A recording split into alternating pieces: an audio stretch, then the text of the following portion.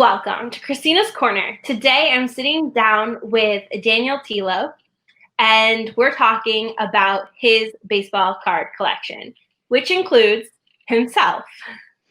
So Daniel is a card collector and a professional baseball player. In 2017, he was drafted by the Kansas City Royals. Daniel, thank you so much for appearing on today's show of Kristina's Corner. Thank you for having me, Kristina. I appreciate it.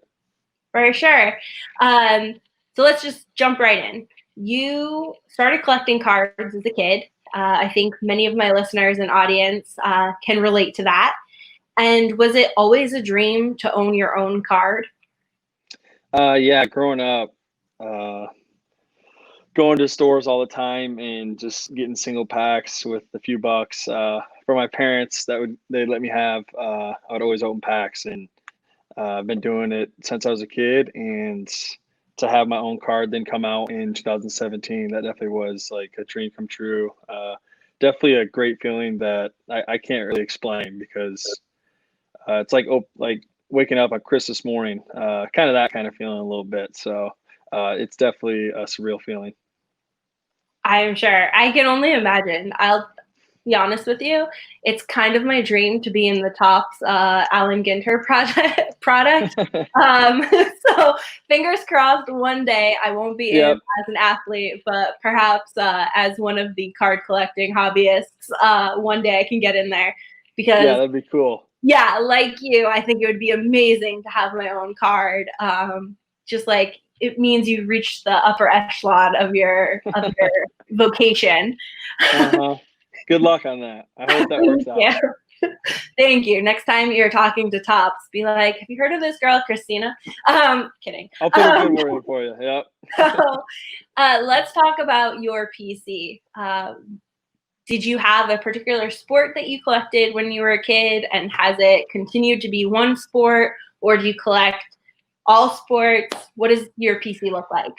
Yeah, for baseball, I kind of mainly just collect my cards. I'm looking for one more piece actually out of the rainbow, and I'll have like my full cards from my Bowman draft from 2017. So if anyone out there sees a red paper base number to 5, I would love that. Send me a message on Twitter or Instagram, and let's make a deal. But uh, I'm hoping to be in the big leagues here soon. So then hopefully more of my cards will come out, and then I'll start collecting more of myself on that. So kind of I save my money towards basketball and football mainly is what I've been doing a little bit. I collect Baker Mayfield. Me and my older brother have always been a big fan of Baker Mayfield.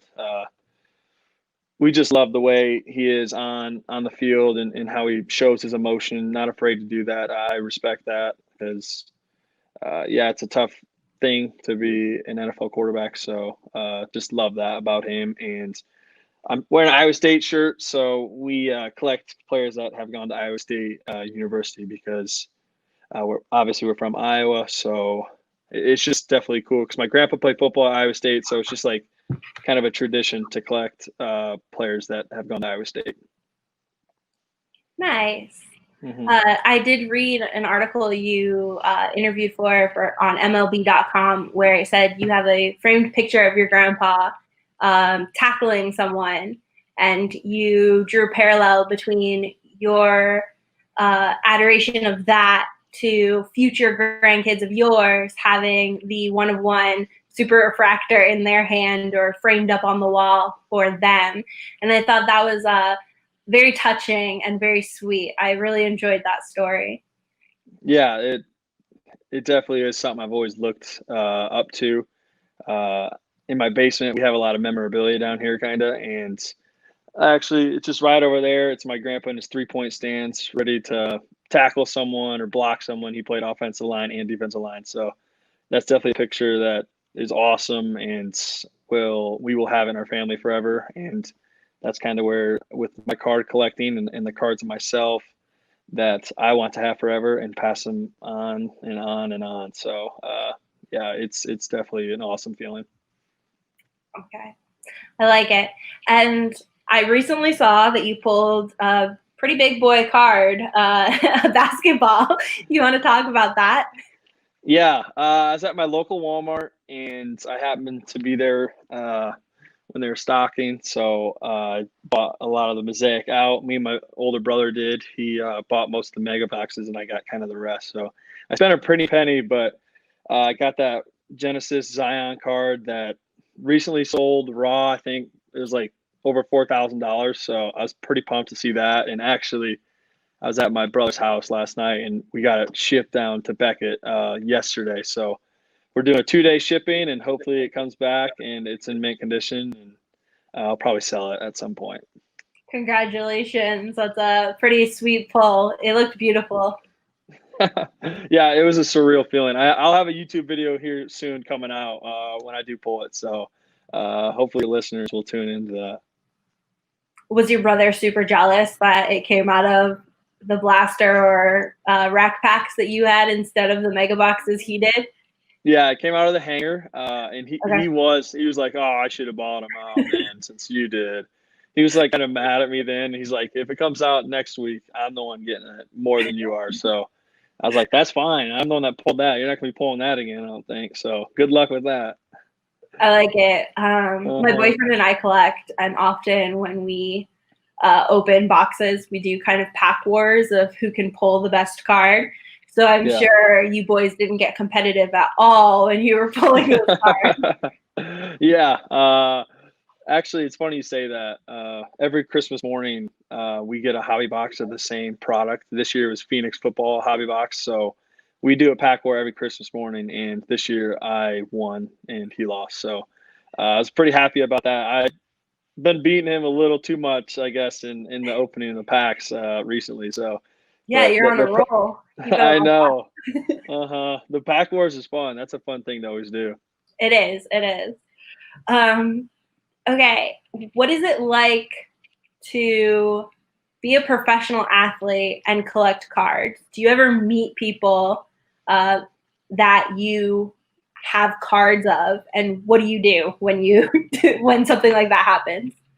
Well, I have some base cards. I've been in box breaks before, so I've had some base cards of actually my teammates. I tell them that I haven't had them sign it. They, especially my minor league teammates, like the top prospects like Bray Singer and Jackson Kowar, if you know their names, they would definitely sign it for me if I asked. But it's like, I don't know, like they're some of my best friends, so like I don't even think about it. It's just like, sign my freaking card, will you? Kind of like that. But then when you're in the locker room with like Salvador Perez, who I don't know too well yet, that's where it's like, oh man, should I ask this guy that's kind of a legend in Kansas City to sign this card for me? I'm sure he would be fine with it, but it's like, I don't know if I should right now because he's a vet and I'm kind of a rookie. So, you Yeah. know, it's just different in the locker room with that. Yeah, there's a hierarchy there you have to respect, right? Exactly. Yep. Yeah, I get it. So do you tell your friends that you have their cards, and what are their reactions when you're like, hey, I have a cardboard picture of you that I keep in a shoebox or a binder? They just really don't think much of it, honestly, Okay.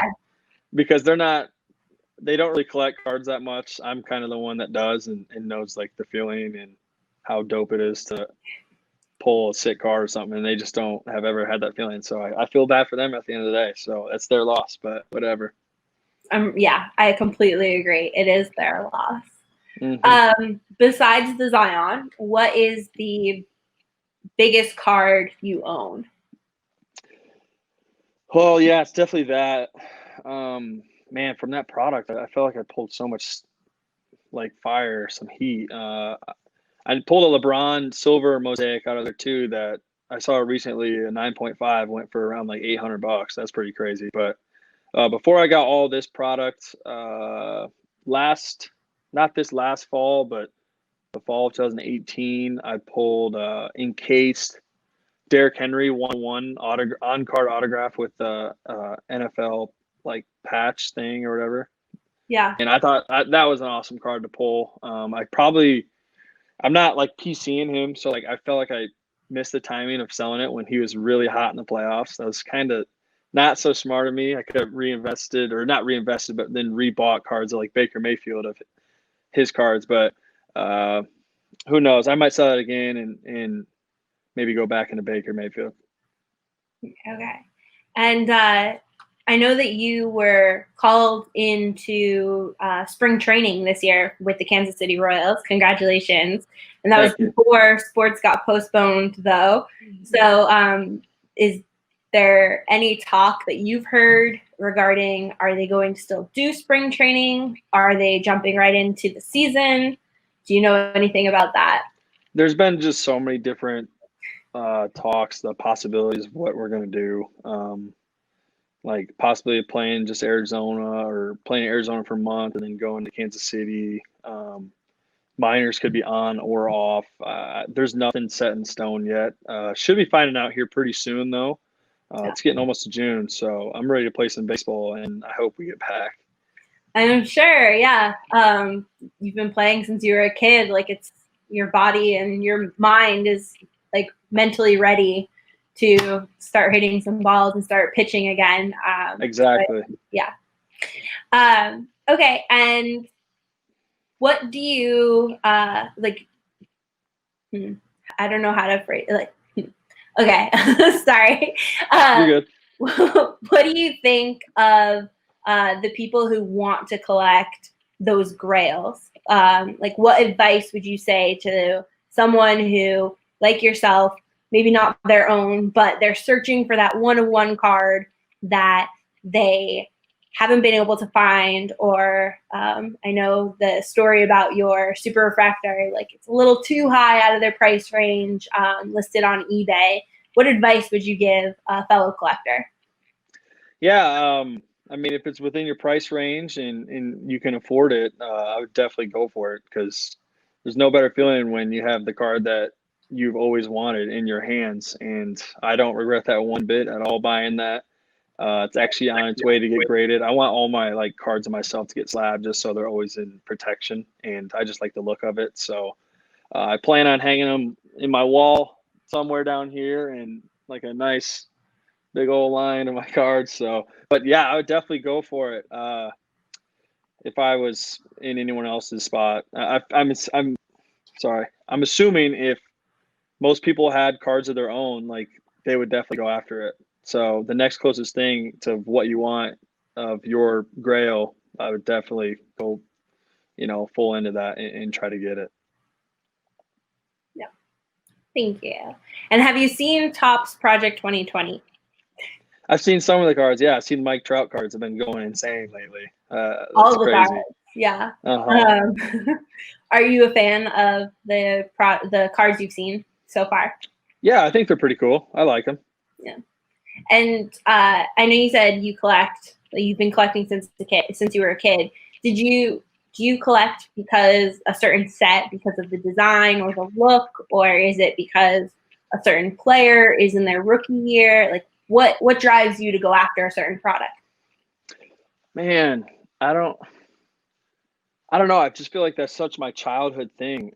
It's what I always enjoyed to do, My older brother got me on it, like I've said, and we've been doing it ever since. I not only collected like sports cards when I was younger, but like I used to be into Pokemon cards and the Yu-Gi-Oh cards when I was younger. So like I've always just been a fan of opening packs and hopefully finding your Charizard or whatever, your big time cards. But man, just the younger part of that really brings it back. And just recently, like I collect more like the better stuff, like your Prism and Optic and stuff. Like I feel like more people like, you know what I mean? And it catches my eye too. I love the way Prism looks and Optic and now Mosaic for basketball. I think it looks sick. So I try to stay kind of into that. So you like the shiny? I do. Yes, I do. I feel like most people do. I would lean towards that anyways. Yeah, there's a reason that it sells so quickly, and everyone, like, it has those second market prices, right? It's because it appeals to a lot of people. So I agree with you. Mm-hmm. Well, thank you so much for coming on today. Do you have anything you want to ask or topics we didn't cover? I don't think. I think we're good to go. Thanks for having me on, Kristina. I appreciate it. Well, of course.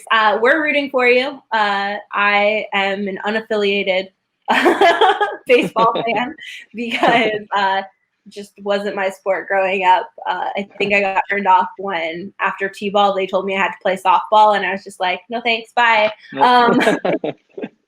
So so I'm definitely pulling for you, Daniel, and I'll be following your path as a fellow collector. And I wish you nothing but the best, and health and happiness to you and your family as we all deal with the world that is today. Mm-hmm. Thank you. Yeah, I hope you and your family are well too. Thanks for having me on again, and go Royals. Yes, go Royals. All right. I like the initials of Kansas City too, because they're Kristina's Corner. There you go. I should get a KC hat. Yeah, you should. Interviews. There you go. You're onto something. Yes. All right. Thanks, guys, for listening and watching today. It's always been a pleasure. And Daniel, it was such an honor to meet you. And I look forward to talking to you again in the future. Sounds Have a good one, guys. Bye.